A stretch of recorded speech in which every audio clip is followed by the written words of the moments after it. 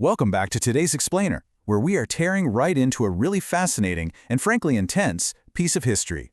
We're going to objectively unpack a declassified 1969 U.S. government memorandum.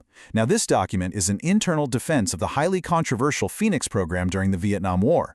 Whether you're a military history buff or you're just curious about how massive bureaucracies function under extreme pressure, this memo offers a stark, completely unfiltered look at the internal logic and the cold calculus used to justify wartime operations. I want to hook you immediately with this striking line straight from the source text. The authors grapple right out of the gate with a profound tension: the friction between violent wartime realities and constitutional justice. You have to remember, this isn't a public relations piece. This is a private, internal discussion about what a government is willing to do when survival is at stake. Because we are dissecting a pretty dense historical document today, here is our roadmap for the explainer. 1. Inside the Phoenix Memo. 2. Defending the quota system. 3. Chiefs versus Indians. 4. The anatomical analogy. And 5. Measuring war in numbers. Okay, Section 1. Inside the Phoenix Memo, unpacking the bureaucracy. Let's set the stage and establish the foundational vocabulary used throughout this internal document. To really understand the logic here, we first have to define the primary target. The term you are going to see over and over again is VCI, which stands for the Viet Cong Infrastructure. The memo's authors viewed the VCI not just as, fighters in the jungle, but as a deeply entrenched political and administrative organization. They absolutely understood that the enemy operated a disciplined shadow government. So the entire goal of the Phoenix program was to identify, disrupt, and ultimately neutralize this specific political infrastructure. Moving right along to Section 2, defending the quota system, stimulus to progress. Let's explore exactly how the government authors justified the highly controversial quota system they established for neutralizing this VCI. Critics at the time called the program's target numbers completely arbitrary. But the author pushes back hard with this surprisingly vivid metaphor. They argue that setting high, margin-stretching operational quotas is absolutely necessary to create a stimulus to progress. They literally argue that if we only set goals based on what we can already do today, teenagers would still be playing with finger paints. It's such a fascinating rhetorical defense of applying bureaucratic pressure. And to back up their controversial quota system, the authors didn't just rely on metaphors. They pointed straight to the data. Specifically, they highlight an 84% success metric for the first 8 months of 1969. So let's look at how they actually arrived at that number. The internal data shows a program goal of 1,800 VCI neutralizations per month. That gives them a target of 14,400 by August 1969. They actually hit 12,156. The memo claims that achieving over 84% of what was a highly aggressive goal sheds a reasonably favorable light on the program's momentum, especially, they note, since they were using increasingly strict criteria to even identify these targets. Section 3. Chiefs versus Indians, the target ratio. This data builds into a really fascinating tactical argument regarding exactly who was getting swept up in these massive neutralization quotas. The document explicitly addresses a major criticism: the capture of high-level VCI leaders, which they term chiefs, compared against low-level operatives, which they term Indians. The authors openly acknowledge that their operational ratio is roughly 1 high-level chief captured or killed for every 4 or 5 low-level Indians. Now, on the surface, catching mostly low-level operatives looks like a total failure to hit the real decision-makers, right?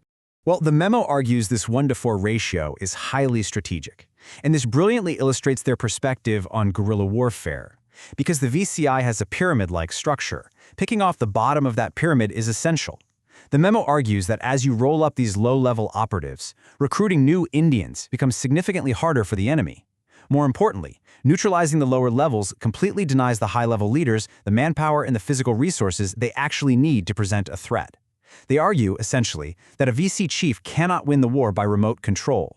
Which brings us perfectly to Section 4, the anatomical analogy, dismembering the threat. This strategic defense of targeting the bottom of the pyramid features some of the most striking language in the entire text. Just listen to the author's exact phrasing here. The author coldly calculates that going straight for the high-level leadership is often impractical, even inefficient. They argue that the ultimate disruption of a tightly knit, ideologically dedicated organization is not to martyr the head, but to dismember the body. Wow, that is an intensely clinical way to describe dismantling a human network. The authors step through this logic quite methodically. Step 1 is targeting the body through what they call routine, rather tedious roundups of low-level types. Step 2 is using this to deny leaders their manpower capacity. And Step 3 is the ultimate disruption from the bottom up. They point out a critical intelligence reality here. The information required to actually find the hidden heads of the organization almost entirely comes from the tedious policing and processing of the body. It is a stark reminder of how military intelligence reduces complex human networks to mechanical problems to be solved. Section 5. Measuring War in Numbers, the Data Story. Finally, let's look at the climax of the memo's defense, the actual quantitative proof they gathered to demonstrate their progress to decision-makers back in Washington. The author makes a truly remarkable comparison here. They explicitly link their system of tracking human targets to commercial double-entry bookkeeping. Because Washington desperately needed a way to measure the war, the military essentially adopted an accounting system to track neutralizations. It highlights a distinctly bureaucratic, strictly mathematical approach to the absolute chaos of guerrilla warfare. It's truly startling when you stop to think about it. Looking at this primary source data table, we can see exactly how they implemented this accounting system. They categorized their metrics strictly into killed, captured, and rallied, which was their term for defectors. You can clearly see the monthly breakdowns across 1968 and 1969, literally translating the brutal realities of the jungle into neat, typewritten columns of data for analysts miles and miles away to evaluate.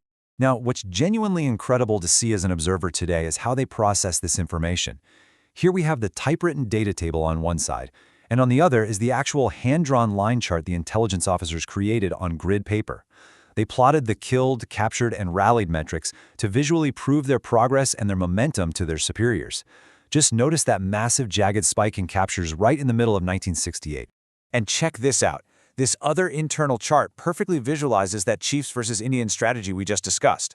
The top line represents the low-level village and hamlet targets, while the bottom line represents the high-level district and province leaders. You can visually see the massive chasm between the two. The chart makes it undeniable. The vast majority of the program's output was indeed neutralizing the lower-level operatives. They were executing exactly the anatomical strategy the memo defended. So, after meticulously reviewing their data, their quotas, and their anatomical logic, we return to the core philosophical dilemma presented by the memo's authors.